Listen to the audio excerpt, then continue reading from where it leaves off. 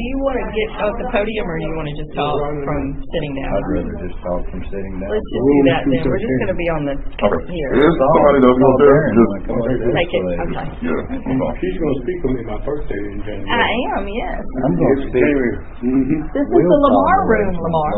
Tell you doing to my wife, y'all, you got your damn room, got all the hole up there, we do it in your room. Yeah. You got a room. Yeah, you got a room full of hoes. Sounds like my ex-wife. She's coming too, by the way. The whole fellowship. Even my sponsor. Oh, Lord. Yeah. Oh, Lord, for sure. I don't guess 2, 5, and 12 are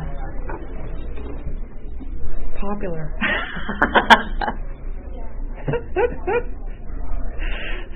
She asked me yesterday, like, oh, can you do 2 12? I'm like, all right, whatever, that's good. The only one I was struggling with was 12, and I wrote down all of the spiritual principles.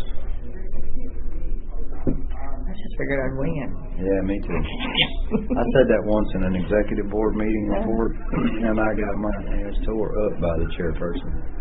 We're professionals. We don't wing it. I wing everything. Oh, buddy, I'm winging it. Trust me. I was $250 an hour consultant winging it. When we don't have a recording secretary or anything like that, it's like, I'm just speaking off of my memory. Who is supposed to share? I thought Sam was supposed to do 1, 2, and 3. That's what she told me. She said in Overton is where she was supposed to be. No, that's Scott. Oh, well, she's here. I'll go look over there. I don't think I have her number. I'll text her. What the fuck are you? Well, good. Well, if her number hasn't changed in 5 years, I got it somewhere. Probably hasn't. Contact Sam T. Look at you. I got in trouble one day. I was chairing my meeting and one newcomer came in. And she wanted a poem with it, so I started writing like a poem. Hey, you've reached Sam today. Sorry I missed your call. So I started writing Taylor's number down, Sam's number, my friend started writing his number down. Everybody climbed there. You can't do that. They don't give you permission to give their phone number. I'm like, good morning, Darren. Good morning. What we got? Yeah, what we having this morning? Traditions 2, 5, and 12. What time? Now. Oh, I'll be right back. It's on time. I'll be right back. Oh. Yeah, Sam should be in here. I gotta love everybody. That's one of the spiritual principles. I have her somewhere. It depends on if I've changed phones. It does make me feel good. But I can still hold resentment. There she is. Hello. We're going to sit and we're not going to podium. That's right. Okay. So there's the workshop doohickey. I think this is scan the room to ensure the chairs are in place. Did you scan it to the chairs? A gift. Oh, to give them their gift and show them where to sit? Give a gift? What the fuck? I'm staying in a different hotel. We don't give gifts. We giving away gifts. It's our recovery. That's it. We ain't purchased them. Struggling with Okay, I'm gonna romance and finance. there. Kill this. And there's the. You can have somebody read that. Do we not have? We got readings. I passed them. Okay, so they're. Oh, look at you. All right. So Invite them to the podium and read them. we don't have to have them at the podium. They can sit down if they like. Yeah. Just like us. That's right. Well, we're not going to be too pushy. You know, we're recording this.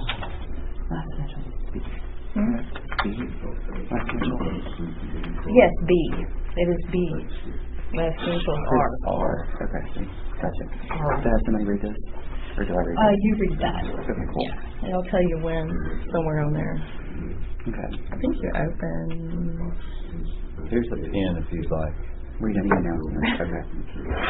Okay. Here's the pen. You need a pen. If you want to write your name in there so you remember. That's my gift. Don't write on it. Don't write Yeah, on it. that's the program gift. Yeah, write on it. Oh, what is the gift we're supposed to get?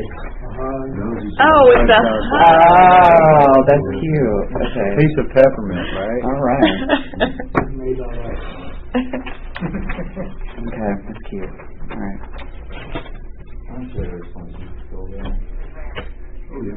Okay. All right.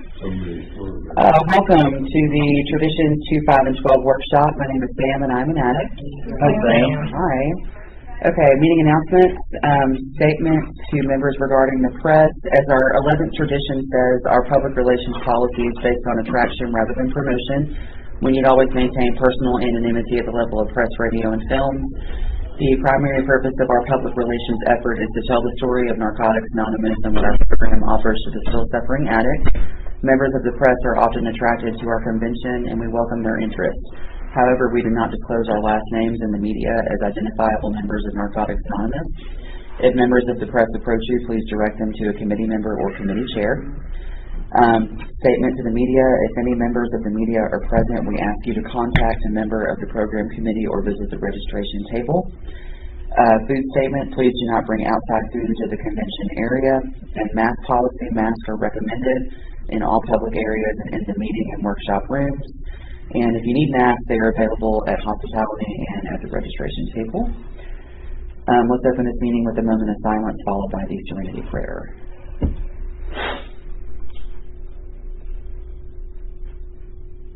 God, Grant us the serenity to accept the things that we cannot change, courage to change the things that we can, and the wisdom to know the difference, just as we're today. Okay. I've asked a friend to read Who is an Addict. Hey, Grandma, I'm Tom. I'm an addict. Hi, Tom. Most of us don't have to think twice about this question. We know our whole life and thinking is centered in drugs in one form or another. To getting, using, and finding a lazy means to give more. We live to use and use to live. Very simply, an addict is a man or woman whose life is controlled by drugs. We are people in the grip of a continuing and progressive illness whose ends are always the same. Jails, institutions, and death. I've asked a friend to read What is the NA program? Everybody, my name is Glenn. I'm an addict. Hey, Glenn. What is the Narcotics Anonymous program? NA is a non-profit fellowship of society of men and women for whom drugs have become a major problem. We're recovering addicts who meet regularly to help each other stay clean. It is a program of complete abstinence from all drugs. There's only one requirement for membership: the desire to stop using. We suggest that you keep an open mind and give yourself a break. Our program is a set of principles written so simply that we can follow them in our daily lives. The most important thing about them is that they work. There are no strings attached to NA. We're not affiliated with any other organizations. We have no initiation fees, dues, no pledges to sign, no promises to make to anyone. We're not connected with any political, religious, or law enforcement groups and are under no surveillance at any time. Anyone may join us regardless of age, race, sexual identity, creed, religion, or lack of religion. We're not interested in what or how much you used or who your connections were, what you've done in the past, how much or how little you have, but only what you want to do about your problem and how we can help. The newcomer is the most important person in any meeting because we can only keep what we have by giving it away. We've learned from our group experience that those who keep coming to our meetings regularly stay. Thanks, Glenn. Okay. All right. So at this time, I would like to introduce our first speaker, and I'm going to pick on you first. Shit. I know. So our first speaker is Terry B. from Memphis, Tennessee. Thank you.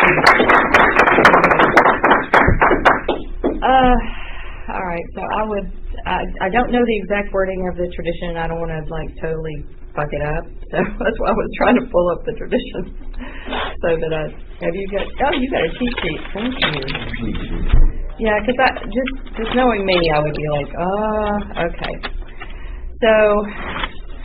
So anyway, I was kind of hornswoggled into doing this. I love that word, hornswoggled. I always try to fit these words in. This was yesterday. Was it yesterday? Yes. So, but it's okay. I mean, truthfully, being able to speak at a workshop is always an honor for me, and I appreciate it. So, 2, 5, and 12, which I have no idea how those like fit together, but that's okay. You know, whatever. It's just all over the place. You know, one of the things that I really wanted to share, because I was looking at. Okay, so there's one there is but one ultimate authority, a loving God, who may express himself in our group conscience. Our leaders are but trusted servants. They do not govern. What do they? Thank God, right? Trusted servants. Yes, trusted servants. You know, and from my experience in NA, what I can say is that, I mean, I've been a trusted servant. I mean, I've got 39 years clean. I have been in service since, I mean, when I came in, the Third World Lit Conference had just finished, and we were getting ready to mail the books, and we were getting ready to compile the stories and do the approval form and all that stuff, and I was just like immersed in it. And thank God, because I don't know if I'd still be here. But there's been times in recovery when I thought the best thing for Narcotics Anonymous was the way I wanted it to be, you know, and not in a bad way. And that's why I understand that most people that are trying to control the direction of NA are not typically doing it to be evil or to, you know, be assholes. They're just, they think it's the best thing. And that's what I did. I thought, well, we need to do this. That's not what this is about. You know, this is about letting Narcotics Anonymous take the direction it needs to take. And I learned because everything I did, and this is going to sound weird, but everything I made happen, and I did. I mean, I would politic. I'd go to meetings. I'd go to different groups, and I'd get their vote, you know, and I'd get them on board and tell them everything they needed to know to vote my way, right? It undid itself. Everything I did that I guess wasn't supposed to happen within 2 or 3 years, it would just undo itself. And I was like, okay. And I started noticing this. And, you know, because I was, of course, chair of the area. I was, you know, I was doing all that shit. I was every position that I think I've had every fucking position, probably. Except for the ones I don't like.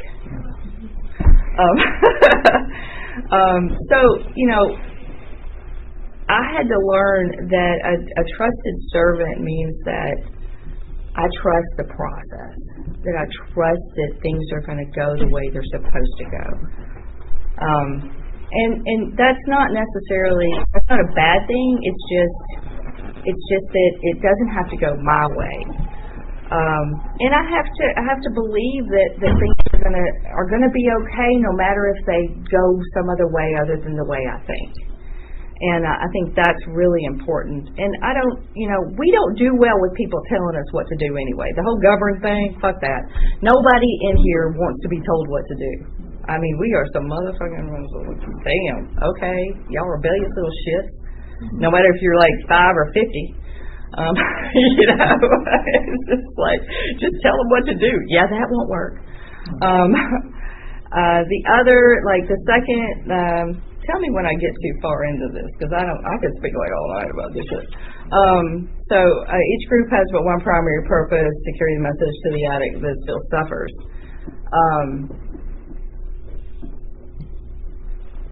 You know, I don't have a real problem with that, because most of the time the groups that I'm in don't really do a whole lot of other stuff or try to do a lot of other stuff. It's basically, you know, we don't, it's about fellowship, but it's not about having parties. It's not about making publicity. It's not about anything but carrying the message and trying to make that the primary purpose that we're there, not the, you know, it's not, and I hate to say this, but it's not about all your friends being there, you know, and which is nice and it's a good thing, and after, you know, 30-something years, you're like, you know, I know on Saturday night I'm going to go to the meeting and I'm going to see everybody I know and I'm going to hug them, you know, and hopefully there'll be some newcomers and there'll be some people that, you know, I want to see and I love. But the reason I'm there primarily is to carry the message of Narcotics Anonymous, and that's what I have to focus on. And you know, when the group starts trying to get kind of off into other stuff, we just, you know, luckily I'm in a group of people that aren't really, they're really focused on delivering the message, and that's what we do. So I you know, and I've always been in actually the same home group for 20. Actually, I started a couple of groups, but I started that one. Me and another girl started it like 20-something years ago. So, I mean, you know, it's focused, it's directed, and that's all we're going to do. And I haven't seen a whole lot of problem with that, but I'm sure others have. So, you know, hopefully some experience there. Anonymity, principles before person. Couldn't wait to get to that one. Yeah, that's a fun one. Anonymity is the spiritual foundation of all our traditions, ever reminding us to place principles before personalities. I don't think that's about, for me, this is, you know, personally, I don't necessarily think that's about letting, what is it, people, like, they take the whole principles before personalities and that's all they hear out of that. What I hear out of that is everybody that sits in a meeting, it doesn't matter, anybody in that chair, I don't need to look at what ethnicity you are, who you're fucking, who, you know, all that shit that surrounds you in my head needs to go out the door. I have to listen to people, because what I realized after about maybe 5 years clean was that I had eliminated everybody. You know, I had said, you're fucking around, and you know, I saw what you did, you lied, and you know, and I did. Everybody in the room, there was nobody I could listen to because I had taken every single person's inventory that was there. And I thought, well, shit, if I can't listen to anybody, how am I going to, this isn't going to work. So my job, and sometimes I have to close my eyes. I will be honest. Sometimes I have to look down and, you know, and just listen to the message. Because I will tell you something. There is a person that was around for like 20 years and had, and I hate to say this, he had absolutely nothing I wanted. Okay, I just couldn't, there was nothing, I mean, I'm sure there was something in there, but I couldn't get past it. And I thought, you know, there's nothing I want. Why would I fucking listen to this person, you know? Why? But I did, because that's what I'm supposed to do, and that's what it tells me to do. It tells me to give you an anonymity. And anonymity means that you're an addict and you're sharing recovery, and I don't fucking put all that other stuff on you. And I think I had 13 or 14 years clean. And I was going through some tough shit, and I didn't like it, and I didn't want to, fuck it, I'm tired of this shit, I just don't even want to be here. And something he said came in my head and pissed me off, basically, because I didn't want it to. But I thought, you know what, I have to listen to everybody. I really have to do that, because it doesn't matter if I like you or not. You can save my life. It doesn't matter who you're fucking. It doesn't matter if you're not doing things that I think are right. What matters is that the message can come out of anybody's mouth. It's not up to me to dictate that. So, you know, for me, that's one of the things that anonymity in that stands for, is just being able to not judge people and be able to give them the anonymity sitting in this room, you know, and say, okay, this is where I'm at, and this is, you know, where I'm going to listen, because I don't know what message I need tomorrow. I don't know what's going to happen. I could be anywhere, doing anything, and something can come, and there's things going in my head all the time. So I don't know. I'm really grateful that I got asked to speak about this today because I haven't spoken a little bit. My head's kind of crazy because I'm running around trying to control the hotel, and that's the control. You heard the word? Mm-hmm. Yeah. So I'm like, okay, just fucking shut up, and just let everything will happen when it's supposed to happen. And at least I'm not sharing this year, so I'm grateful for that. And so thank you very much. Thanks, Terry.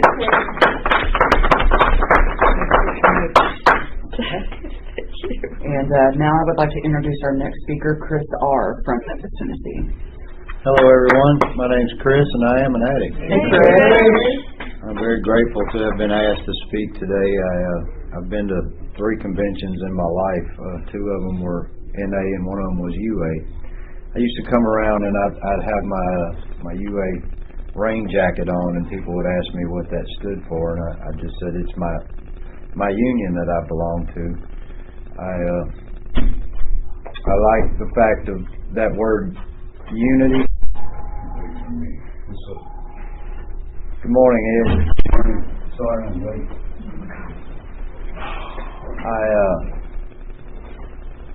I used to tell people I was from Canada. I went to CA, NA, and DA, Drug Addicts Anonymous.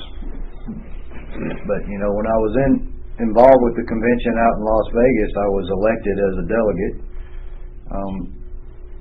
A little less than 5 years ago, I joined the fellowship, and we were having a VRC in South Memphis at the Holiday Inn by the airport, and I remember everybody saying, "Oh, it's a great neighborhood, it's really safe." And I'm like, we're in Memphis, what the hell are they talking about, For me, it didn't matter if it was North Memphis, South Memphis, because when I was using, I'd have a friend that would say, "Let's go to East Memphis.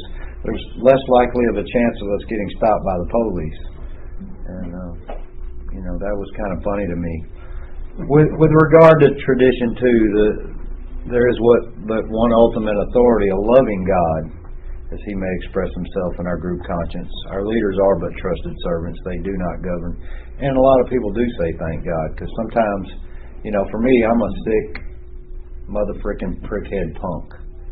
When I hear something I don't like or see someone I don't like, I'm going to immediately try to terrorize them or repel them away. That's just my personality, right? That leads us to the last one. I'm not supposed to focus on those personalities.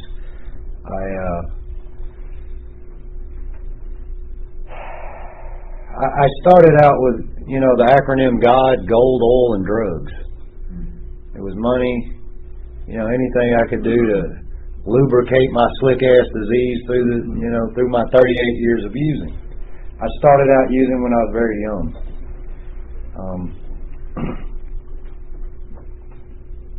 It's a difficult thing to have known this way of life back in 1980 and find myself sitting here today.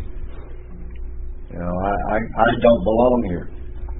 Some of the things that I did, I shouldn't be alive right now.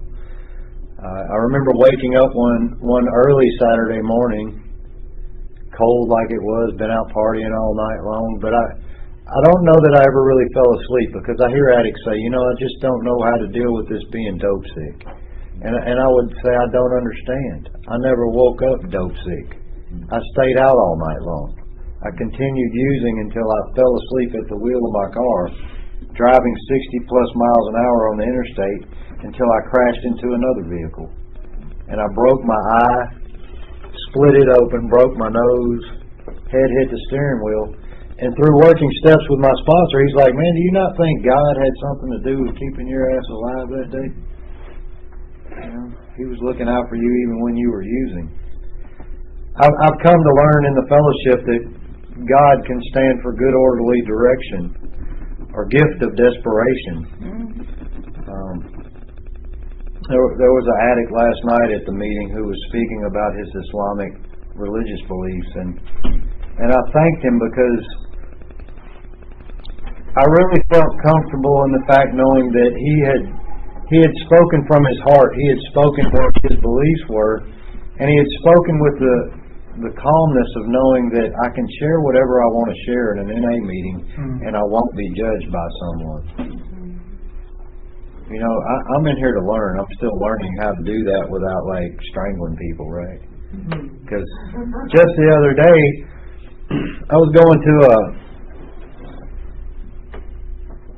an H&I scheduled event for youth that are in detention. So my daughter and I, we went to the gate with the razor wire around it. We opened the gate.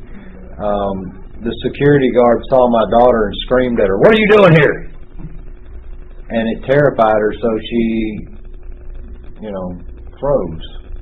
Fight, flight, freeze, or fawn. She froze. He yelled at her again, and I said, "Hey, man, we're from NA. We're here to speak." "Oh, well, let me check on that for you." Well, it didn't end up working out well, but I was having a really great day, and another addict that I know had called me the night before. I was in a meeting. I texted him, "Hey, man, I'm in a meeting." I left him a voicemail. "Man, I hope you're doing okay. I really love you." Because some addicts really need that hug or that love or that reassurance that everything's going to be okay. I got up the next morning, called him again. He still didn't answer. He called me that afternoon, and I was speaking to my sponsor, and and I didn't answer. I've told him before, it's not my job to answer the phone for you every time you call. He texts me back, "F you, man, for not answering the phone."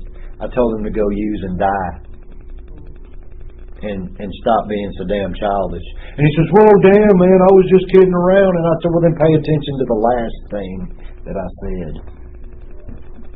Because I don't know about y'all, but I'm a hard-headed addict. I'm the chairperson of H&I. I read the world guidelines that said someone who is in a chairperson position of hospitals and institutions must have a sincere belief that no addict need die from this disease. You know, I'd like to think that's who I am.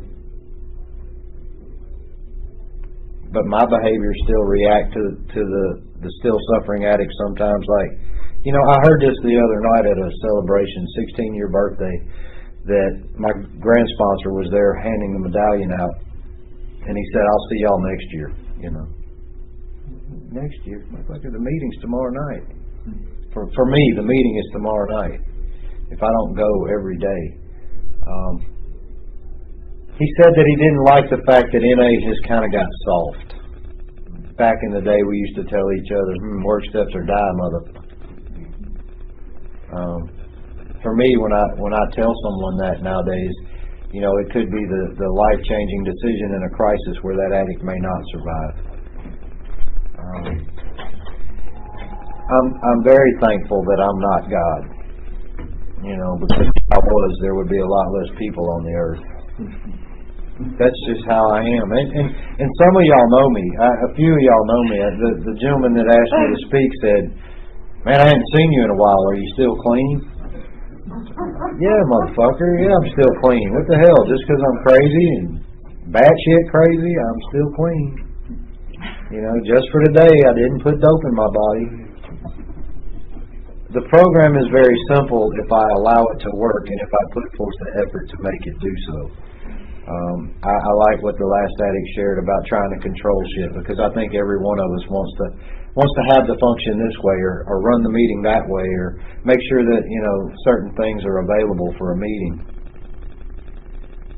When I first came around, there was a gentleman that was like me when he first came in. He was really enthusiastic about wanting to be part of service. I used to go to area at the Creepy Church. I used to go to the H&I meetings at the Creepy Church. And my sponsor's like, "Man, what are you doing, dude? You got like 3 months clean. You don't need to get involved with the politics of NA, the area." And, you know, thank God I had a friend that I worked with that's in this fellowship. She's very intelligent, I'm enamored of her service work, not only in this fellowship, but in the other fellowship that I belong to. And I had asked her one day, "Would you please print the policies and procedures off for me?" And she said, "Yeah, sure, you can get it off the website," but, you know, she's very diligent, and she put together a nice big manila envelope for me to read. So I'm sitting there at High on Life reading policy and procedure, and the chairperson says, "Chris, what are you doing?" I said, "I'm reading policy and procedure, man." He said, "You really are crazy." You know? I learn very slowly. Sometimes I have to read 15 times. You know, each group has but one primary purpose. What the hell does that mean? Carry the message to the still suffering addict. But what I was talking about was this gentleman that wanted to get involved with service. We're standing at the corner of Summer and Perkins one night, about 10:30 at night, at the meeting after the meeting, and he says, "Hey man, I really want to get involved with service. Where's area?" I said, "Do you know where Barbara's Danceware is?" And he said, "Do I look like I freaking know where Barbara's Danceware is?" I'm like, "Do you see that red light behind you? Turn left, drive down Perkins until you see Barbara's Danceware. The church is on the left side of the road. They meet there on the third Sunday of the month or fourth Sunday of the month, depending on, you know." But that particular gentleman, he always would hug every person that walked through the door. Guy, girl, gay, straight, well, it didn't matter. Sometimes he would look at girls and wink at them and they would like flip him off. But I'm not here for that, dude. You know. I found this fellowship because I walked into a Nar-Anon meeting. In my insanity, I thought, my wife's in trouble. I have to figure out what to do. So I went to a Nar-Anon meeting, and I walked into a room full of elderly people, or at least they were elderly to me, and they were having some sort of like, you know, food event where they were all smiling and laughing and having a great time. And I was in crisis mode, and they welcomed me, and they asked me if I was in the right place, and I said, "Well, yeah, I'm in the right place. I need some help."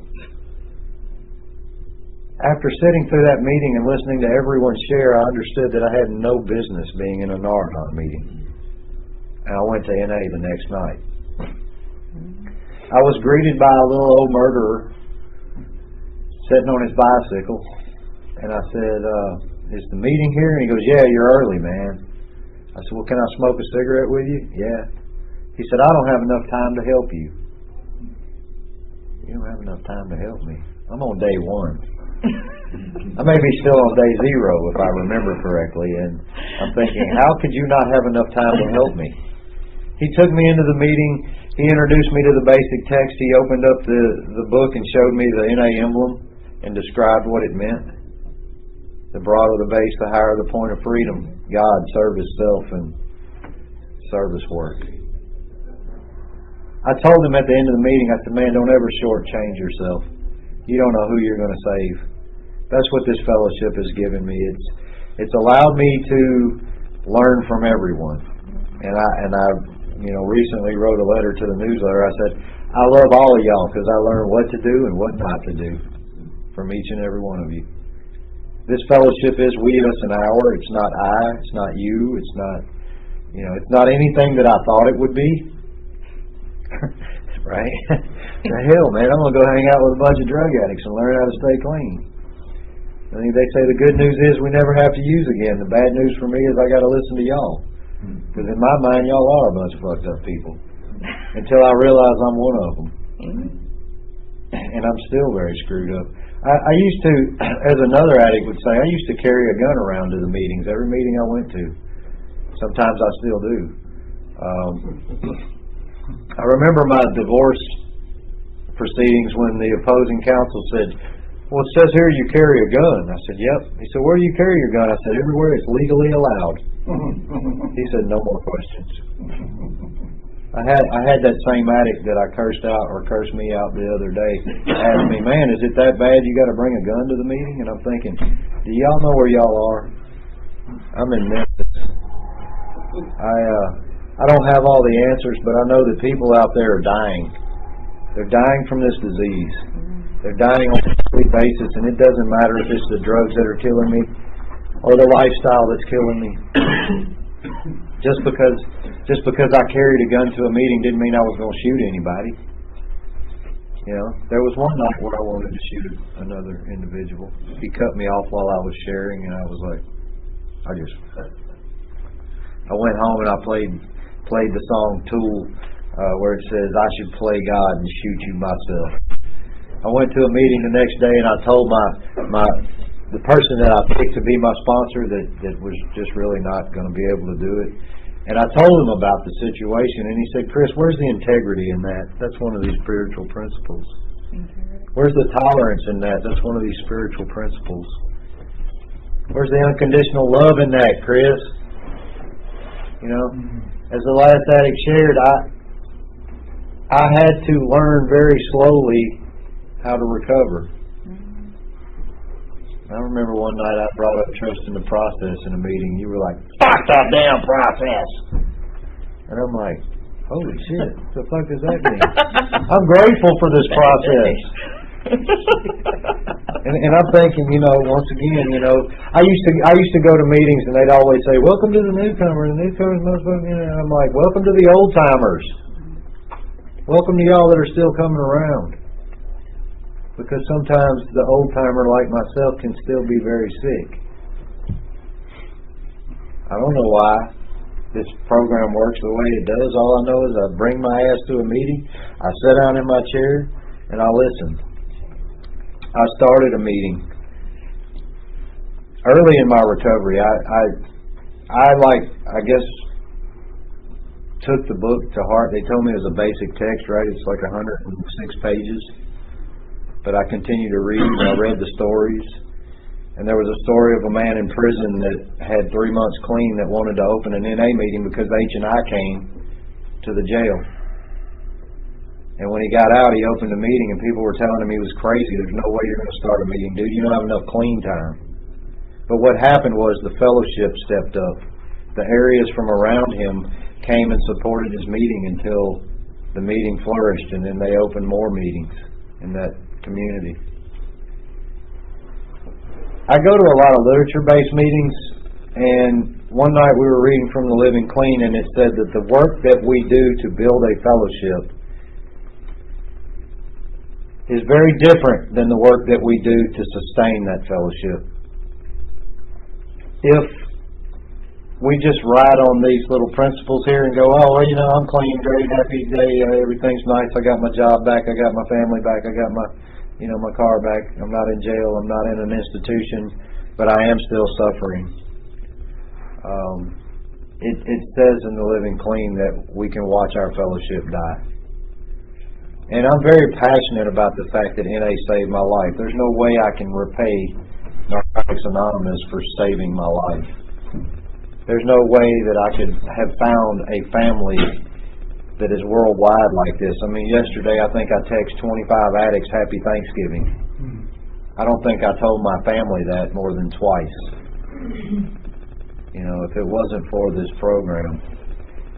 For me, carrying the message is to go ahead and open that meeting and sit there by yourself for 3 months with no one showing up. Or to support another group in that same town where there's 3 or 4 addicts that show up. Or to go to a meeting where there's 100 addicts and I hear that one person tell me my story or give me the answer, the solution to my problem. I was suffering one night and I had been bitching about the same problem for 3 years. I heard an addict say one time, you know, if an addict's talking about the same problem for 3 meetings in a row, they're stuck in the problem and not the solution. Y'all, it took me 3 years to hear that message. This other addict grabbed me by the shoulders and said, turn around. Turn around, Chris. Go the other direction. I went to an Arkansas meeting one night, and I told another member of ours that I felt like I was locked in a cage and I couldn't get out. I'd been trying everything, because I'm a control freak. I controlled my using, I controlled my career, I controlled my family, I controlled everything that I did. Now I'm locked in a cage and I can't get out. I went to the very next meeting and I heard a member with 25 years share that she had been coming around for 25 years and had been in the same condition of being locked in a cage, but she just realized that she was holding the key. And when I read the literature and it talks about the keys to our success, you know, the little simple things, as they said, Chris, it's a simple program. It's not easy, but it's simple. You know, not putting dope in my body is not enough for me. I have to do the work.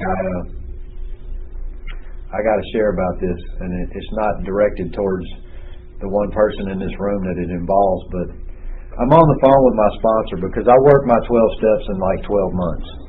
And I listen to you old timers tell me, Chris, you got to take 3 years to work the steps. It doesn't happen overnight. Slow down. It says we pick up information slowly as we visit various groups and talk to other members. But I'm like, you know, my service manager once told me, he said, Chris, putting you on a construction job is like putting a Ferrari on a dirt track. You know, because I was always workaholic, go. That's a big part of my disease. You know, I thought if I worked and I made a career and I made finances, you know, everything else would work out. At least I could pay for the doctor and the lawyer, right? Y'all have any experience with that? That took my sanity away. But I was talking to my sponsor who during this pandemic, he relapsed. And I'll never forget this, coming home from work one night after having built a 20,000 square foot cooler and freezer for this vaccine that's supposed to save the planet. And there was some government employee screaming on the television, we are fighting a disease of which there is no known cure.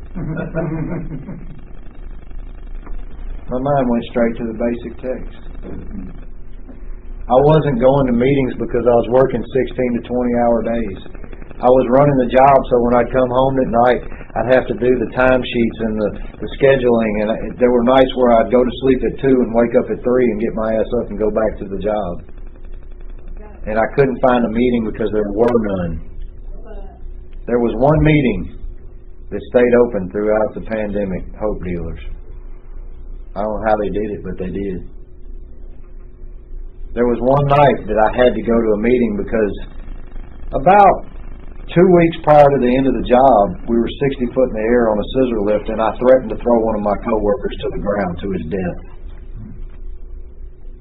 because he was bitching about the fact that it was break time and we weren't waiting on him to get into the scissor lift. And there was a bunch of pipe on the roof, and we were trying to load the lift, and he just walks up like ignoring the fact that everybody else was working, and he wants to go down. And I told him that if he didn't fucking help get that shit on the lift, I'm going to throw you to your fucking death. I knew right then that I needed to go to a meeting, so I went down to Unity. Right? I show up at Unity, and I have little to no energy at all. I'm nodding out in the back of the room. Mind y'all, I got a black key tag hanging on my belt. I get kicked by another member. Wake up! Nodding out. The guy sitting beside me picked up a 90-day key tag that night. And after the meeting, he put his arm around me and he said, Chris, man, keep coming back. It gets better. Well, they do that. Stick around till the miracle happens. And I'm like, man, I needed to hear that. You know? My sponsee brother, he just walked in and said to me, man, you heard about our sponsor. What are you going to do? What do you mean, what am I going to do? I'm not going to do nothing. He said, well, you know he relapsed, and I know y'all talk. And I'm like, yeah, he relapsed. I said, but let me ask you this. What is a sponsor's job? To help me work the 12 steps. And that man helped me work the 12 steps, and he saved my life just like doing service work saves my life. Just like getting up, starting a meeting, doing H&I saves my life. Little pieces of rebuilding that broken piece of clay that I am. One little piece of glue at a time, you know. Well, the other night we were talking, and he says, man, I really feel like we need to work some steps. And I said, well, then call my sponsee brother, because I've done work my steps. And they said, you don't just do it one time, you continually work the steps, you live the steps. You know, I don't know a whole lot about traditions. I can read them. I can go, yeah, that shit sounds good. But anonymity is the spiritual foundation of all of our traditions, ever reminding me to place principles before personalities. These are the 12-step principles. Step 1, honesty. 2, hope. 3, faith. 4, courage. 5, integrity. 6, willingness. 7, humility. 8, benevolence. 9, discipline. 10, perseverance. 11, spirituality. And 12, service.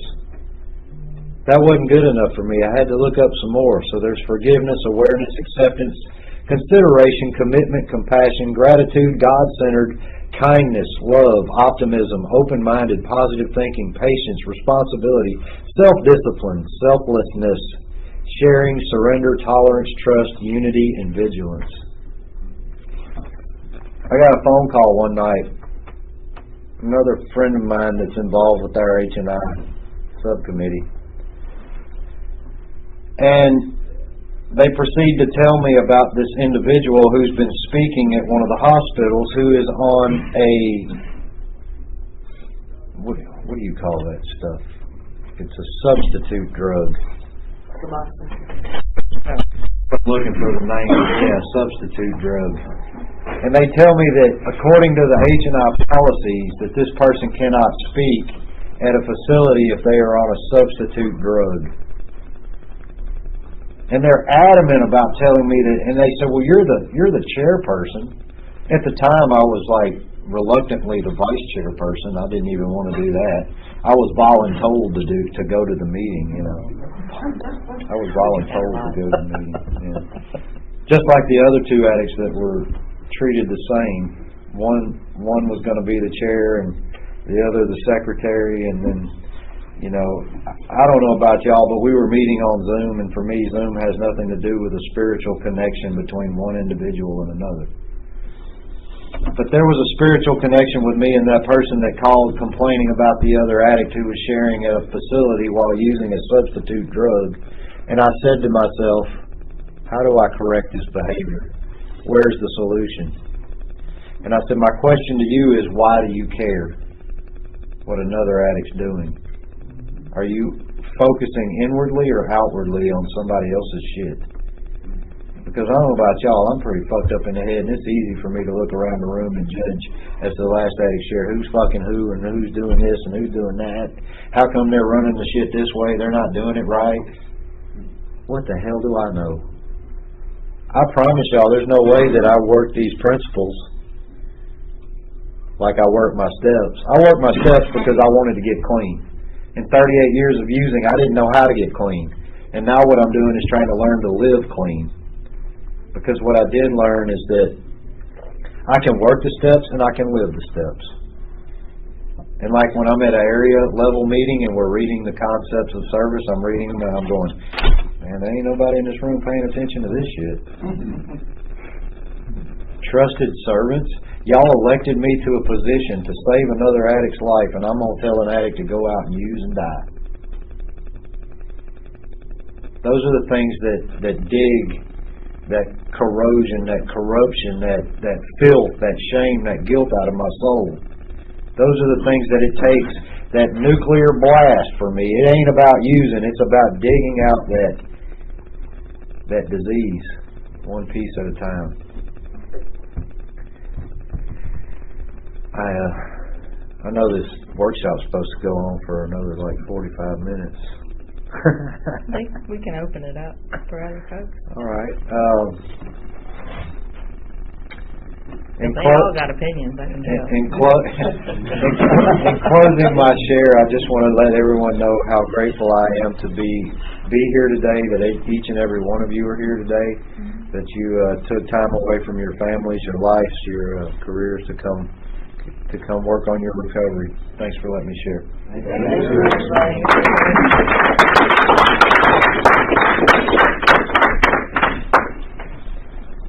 Okay.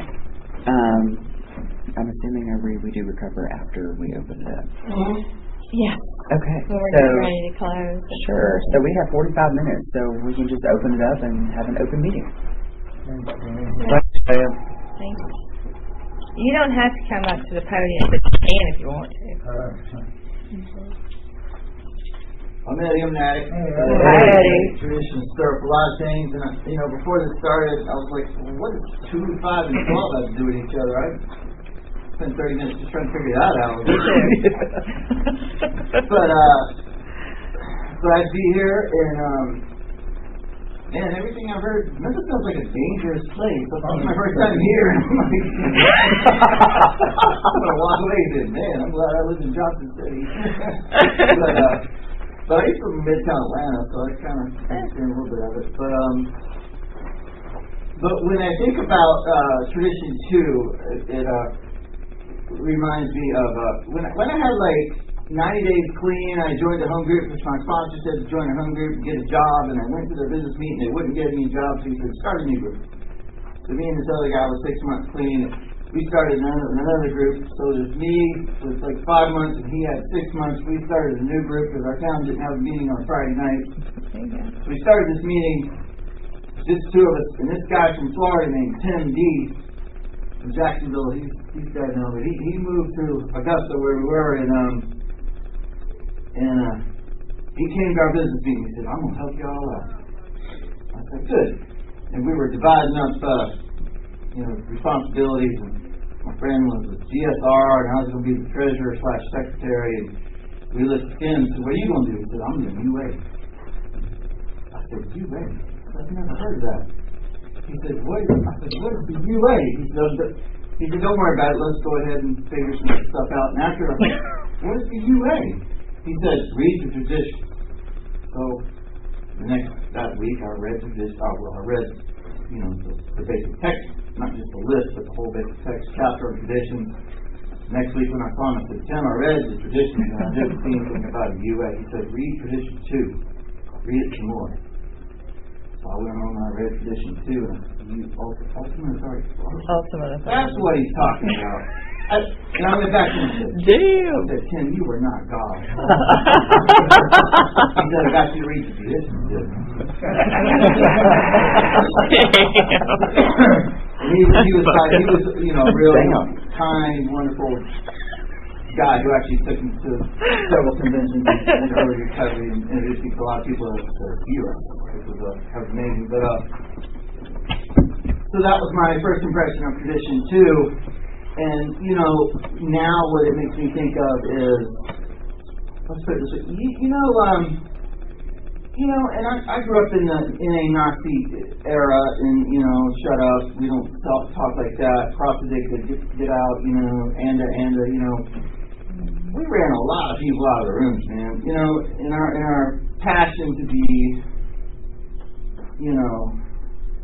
steadfast in our language and our insecurity of the fellowship because we had to differentiate ourselves from AA. We really wanted to be who we were.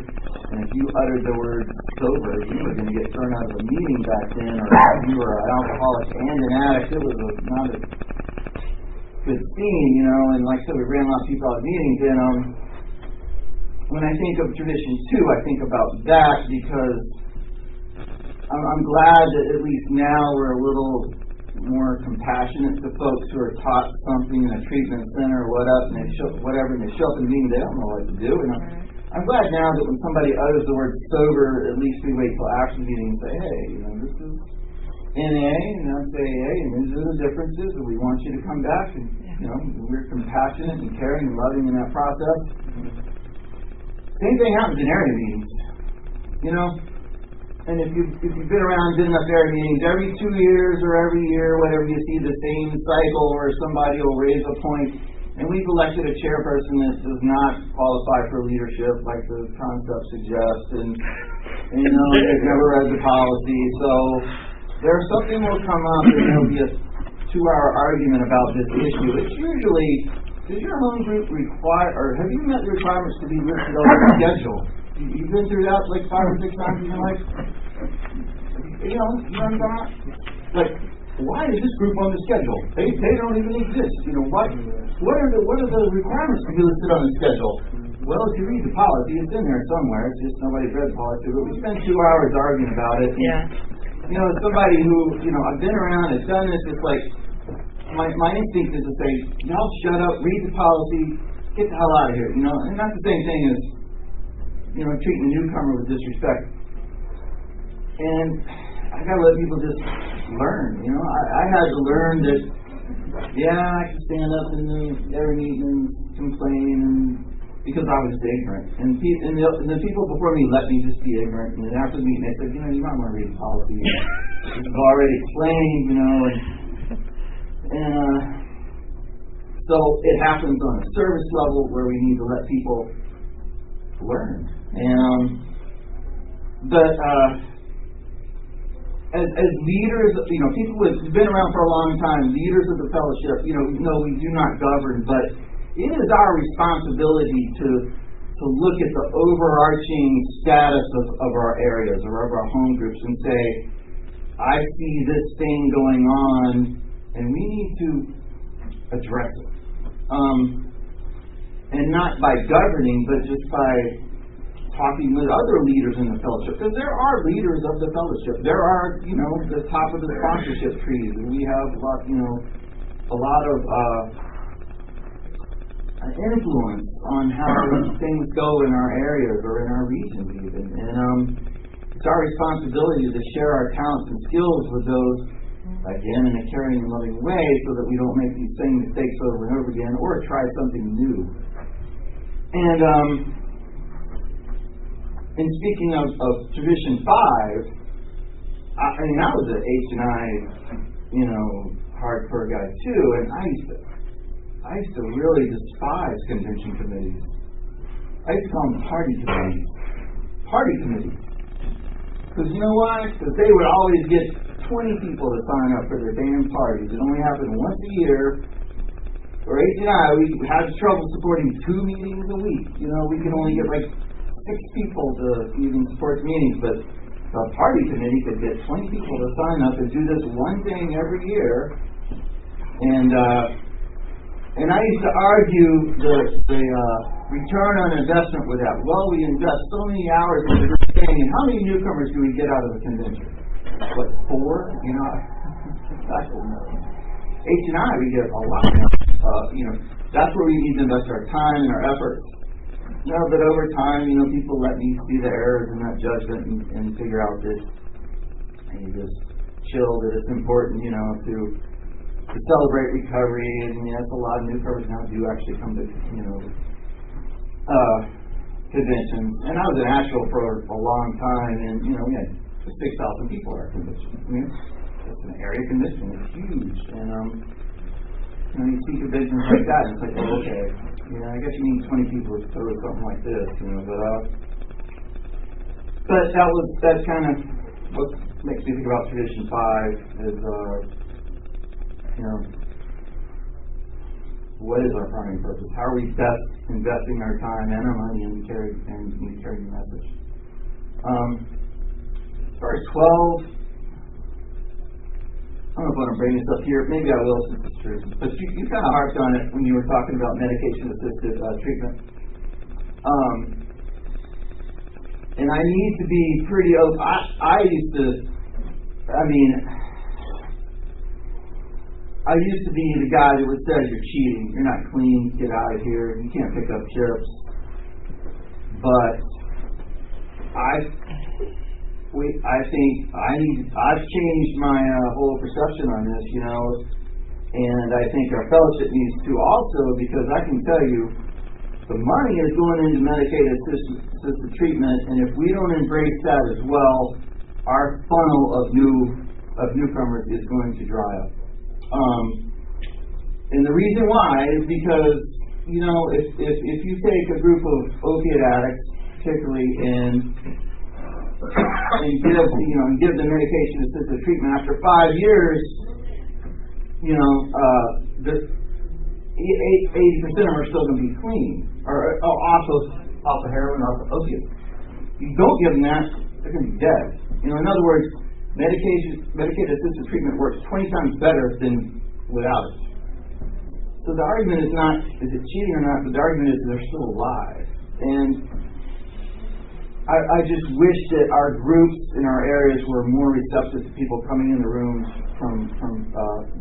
that are under prescribed medication, to deal with addictions and help them recover. And if we don't, it's going to end badly, because Narcotics Anonymous has a reputation as a fellowship that does not support that. And I can tell you that There's a reason all these clinics are opening up. It's because they work. Do people get clean? I don't know. Like you said, it's not my decision. There's plenty of people coming in meetings under a lot of other medications that are moving by altering. We don't question that. We don't get drug screens people coming in meetings. So as far as the tradition 12 goes, is this, and I need to embrace this. These are people coming into rooms because they want recovery, and I have no authority to judge who's eligible for that recovery, regardless of personality, character defects, medication. If a diabetic comes into the room taking insulin, and insulin is a mood and mind altering chemical. Ask a diabetic. Ask the one without it. They'll be dead. So I've developed very strong opinions about this, and this is a tradition workshop, so this is a good place to discuss those opinions and feel supported in that, whether you agree or disagree with me. But it's a change, man, because I know 10 years ago I didn't want people in my home group picking up chips that were taking whatever chemical. So I've changed my mind about it, and I'm willing to sponsor people on those things and help them work through the steps, because the bottom line is everybody wants to get clean, and we're not all the same. The fact that certain drugs affect people different ways. I mean, it's scientific. We sit around here and say, this is a disease, it's an addiction, and we raise the flag for that. Well, there's different ways to treat the disease. And some people, there's different steps to it. And like I was told, dead addicts can't recover. That's all I'll say. Thanks for letting me hear. Thank you. Thanks for sharing. My name's Glenn. I'm an addict. Glenn. Thanks you guys for taking us to the positions. I got clean in New York, and the area I came from, I too pretty much held almost every service position. I checked the area for a while, and I learned about the traditions by breaking them and watching the hurt feeling on your face as I did that, right? And wanting not to do that again. When I go to conventions every once in a while, I try to, I'm living in Clarksville now. Boy, you want to talk about recovery. But, I go to conventions now because I'm down here by myself again, right? So it's the first time in my life I'm living on my own. Right? So, the traditions, the steps help me from committing suicide, I heard. The traditions help me from committing homicide. Again, I've broken them all. And I've had people lovingly come up to me afterwards and pull me to the side and go, you might want to try to do that a little bit differently. I had a woman as a vice chair when I was chairing the area, and she would just jump on my arm and go, I think it's time for the serenity prayer, Glenn. And right in the middle of the area subcommittee meeting, I'd stop it and I'd say thank you, and I would start the serenity prayer. And that was for me. It wasn't for the people who were coming. She could see in me that my spirit was just about ready to pop. And so I go to some conventions and we always hear behind this tradition, thank God for that second tradition, that our leaders aren't but trusted servants, they do not govern, thank God. I want to add to the back of that, for trusted servants, right? Because if it wasn't for the people who put this together, we wouldn't have it. If it wasn't for the people who opened the doors up for meetings, we wouldn't have it. Our traditions are put in place to keep the groups in a direction that NA goes in, right? And the group is the most important vehicle in Narcotics Anonymous. Not world, not region, not the area. The group is the one that the addict who walks into the room gets the first impression of what NA is. So how do we do that, right? And how do we do by doing that? So that's our primary purpose into the fifth tradition. It's so important that we call it our primary purpose to carry the message, right? So That's all I'm here for. I'm here to share my experience, strength, and hope with anybody who's willing to get it, right? And, you know, I was struggling with how these all kind of fit together. And they do, right? They do. You know, so, you know, a group should take a 10-step inventory. You talked about inventories on a personal level. I look at that as a group level. Are we carrying the message to the addict who's still sick and suffering? Are we carrying the message to the addicts who are in our area the best way we can, right? Because I can carry a message to somebody who's, you know, in the bad part of Memphis a certain way, and I can go to another part of the country and that message just doesn't get heard, right? So our group needs to start to look at the people who are coming in the door, right? You know, and the 12th tradition, you know, bearing no names, anonymity. But that's not good enough for people in Narcotics Anonymous. Anonymity means when I walk through that door, my name's Glenn Addict. That's who I am. Every credential I ever had, every thing that's behind somebody's name, that stays out there. When we come in here as an addict, right? Drug replacement therapy, I think, is what you were looking for. I got some struggles with that, right? Complete abstinence from all drugs. So, you know, I've sponsored people on that. Kicking that was harder than kicking dope. And here we are, because these treatment facilities are getting on the bandwagon because the pharmacies are coming into them. That's all big business. We have nothing to do with that. We don't lend or finance, we don't finance or lend our name to any other related facility or outside enterprise. We're a group of recovering addicts who, if you call up World, they're going to tell you that complete abstinence from all drugs is what we are. And if you like that, join us. If you're struggling and you're on drug replacement therapy, join us. Maybe you'll hear something one day that gives you the courage to turn around and say, maybe I don't want to do this, right? And maybe that'll kill that person because they'll go out and use, I don't know, right? So like I said, I struggle with that stuff. But as a fellowship, our fellowship is complete abstinence from all drugs. So, you know, I too have run H&I. I've been doing H&I since I got clean. To walk into a facility and carry a message to an addict, again, our primary purpose, to carry the message to the addict who still suffers. That an addict, any addict, can stop using, lose the desire to use, and find a new way to live. That's our message, hope. Right? So, you know, I try not to get into controversial things about drug replacement therapy. You know, if somebody's on it, you know, God bless you. If you ever want to get off of it, you can always come and ask. I'll be more than willing to walk right beside you as you do. You know, but, you know, and we don't kill our wounded in here. You know, and I've seen the traditions used as like high-power sniper rifles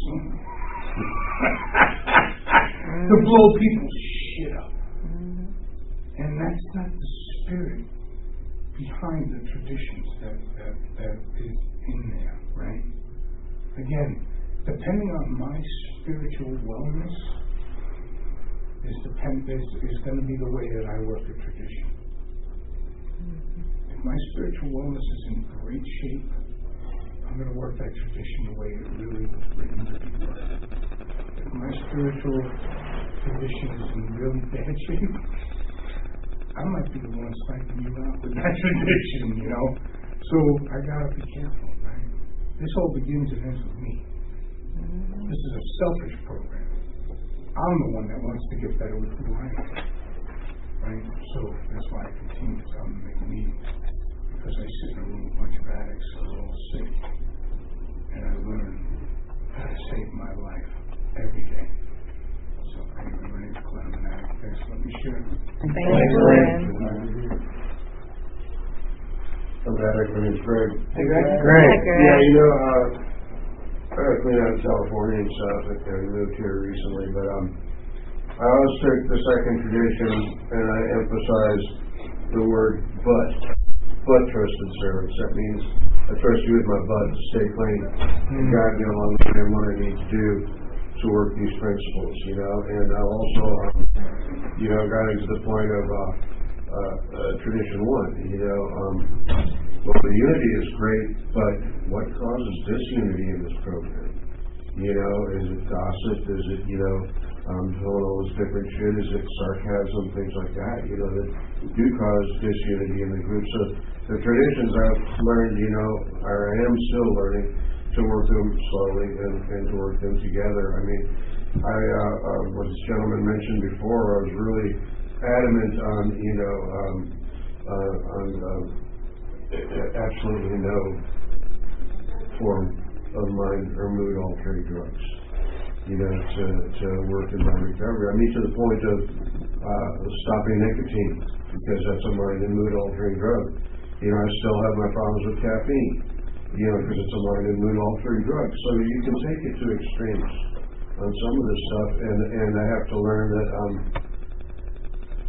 like the other gentleman shared early, dead people don't recover. So I have to kind of look at all aspects of it and practice the how of the person, especially the open-mindedness and the willingness to look at other people's lives and what they're going through. That's all I got. Thanks, Greg.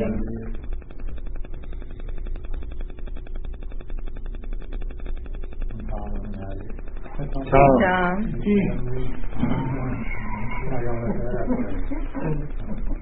Jim, I was thinking about tradition 12, and my fourth sponsor, Julius, he had like 30-something years clean, and he was pretty strict, kind of bad as Philip had it. We met with him every, all the sponsors, we all met every week on Sunday afternoon, you know, and it's like, we're just going to work the steps, we're going to read them, just work them out loud together. It was cool, you know, good way to come together. Then we started to read our traditions, and he summed it up. He said, this is just his interpretation, simplified. I don't know how to do it. It kind of like just to make sure no one person has control, you know.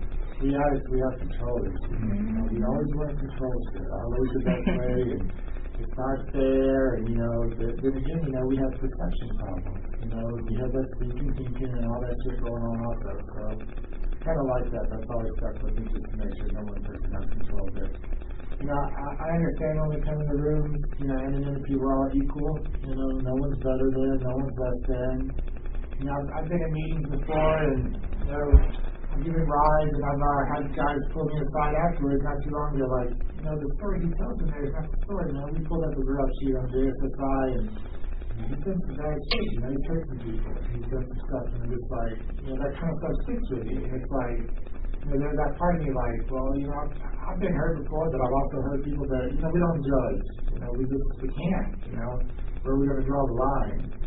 And I used to be a real stickler on, you know, with the business meetings, they always wanted to add more shit. Well, we don't want them to say this. We don't want them to say this.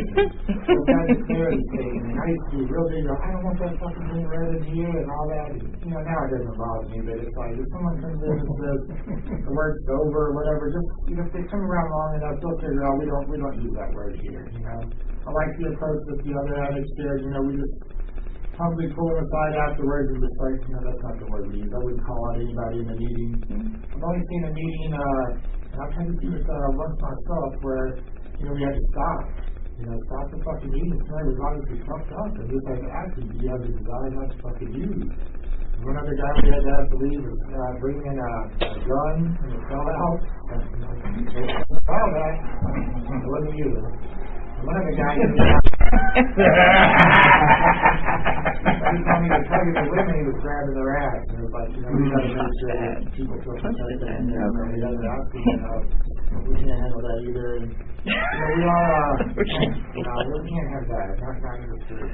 We are down by interpretation, like it says, promoting atmosphere recovery, and it's like, it's just a fine line, like, how far do you take it, and where do you not, and, so, yeah, it's just neat how we come together in our business meetings, and we vote on things, and this is our group conference, and this works for us here, and we have that, flexibility, and it's like, if it doesn't work anymore, then I'll move on to another group. I've only had 2 home groups. One of them I started out, and I didn't really feel like I fit in too well. It was like a bunch of just redneck dudes, and here I am, this gay dude, and it's like, but, I really learned to love the people, and, I hope to see beyond it, and look for some of these not the differences, but, it's going to get real political, and, talking about people getting married, and we even voted to send our money to regional and state area, and it's like all these little neat things that I didn't even know you can do. But then when we spun off and started this new group, they asked me to join, and it's we kind of feel this little news in the morning at 8 o'clock. But there's been a lot of times, like you said also, it's like I'm the only one there. Like why the fuck am I here? Like 8 o'clock in the morning, everybody's fucking showing up, but then one addict will come in, I've only got a few days clean, and it's like, man, that's why I'm here. That's what it's all about. So, I don't know. I guess that's all I got to say. Thanks, Charles.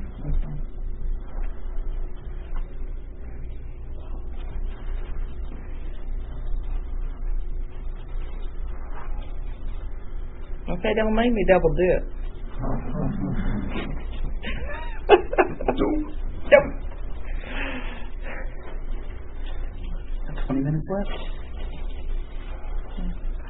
Chairperson, you got anything you want to share? Oh, no. Deal. No. No, we don't have to. We can close. It's up to you. Because you don't want me talking again. I actually would love for you to do that. But no. I've got 3 other workshops I got to do. So I was saving myself. Anybody have anything else? Okay. All right, I'm Sam. I'm an addict. Sam. All right, guys.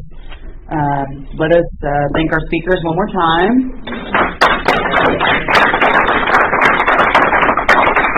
Thank you guys for a fabulous workshop. I've asked a friend to read We Do Recover. Problematic.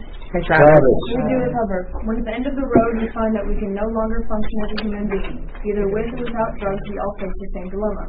What is there left to do, Travis? There seems to be this alternative. Either go on as best we can to the bitter ends, jails, institutions, or death, or find a new way to live. In years gone by, very few addicts ever have this last choice.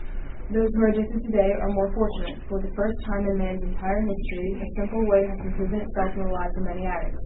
It is available to us all. This is a simple, spiritual, non-religious program known as Thanks, Travis. Okay. And we will close this meeting with the 3rd step prayer.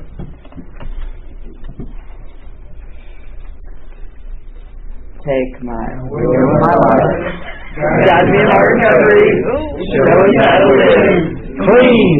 Just for today. Woo! That's what you forgot. I know. Well, let's do